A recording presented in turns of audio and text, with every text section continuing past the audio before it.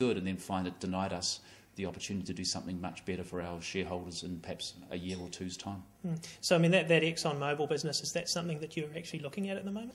I wouldn't say we're looking at it at all. We're just very mindful of what's actually happening there, and we keep our ear close to the ground around any opportunities. And as they come up, we'll be sort of opportunistic as they come along until we complete the strategy work later this year. Okay.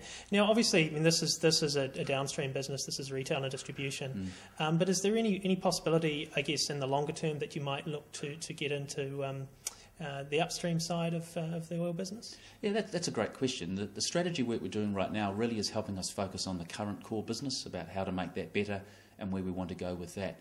But certainly there's another piece of work that follows that says, well, in the fullness of time, over a 10 to 20 year period, where would we see this company going? And it is a chance for us to integrate vertically or horizontally into what I would call adjacencies, so things that make sense for us as a downstream business, but perhaps weren't able to be done under the Shell ownership.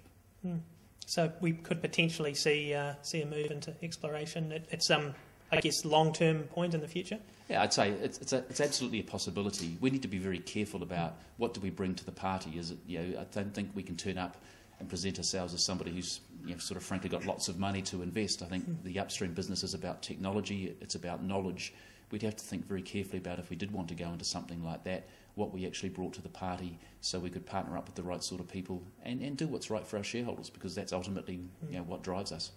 Obviously, the news in recent times has been dominated by the issues that BP has had in the Gulf of Mexico. Obviously, BP is a company that you previously worked for.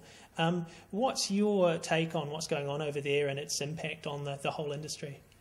I think it's not good for anybody. It's not good for the community in the Gulf of Mexico. It's not good for the business investors, and it's certainly not good for the BP brand. So at a personal level, I feel very, very strongly for the staff and everyone who's working their hearts out to try and solve the problem.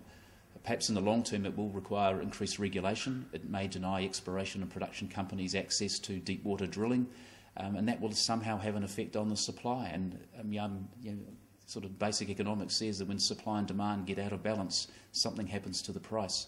So I think what's happening there is awful for the industry and awful for the communities affected, and ultimately it will show up in the price one way or another.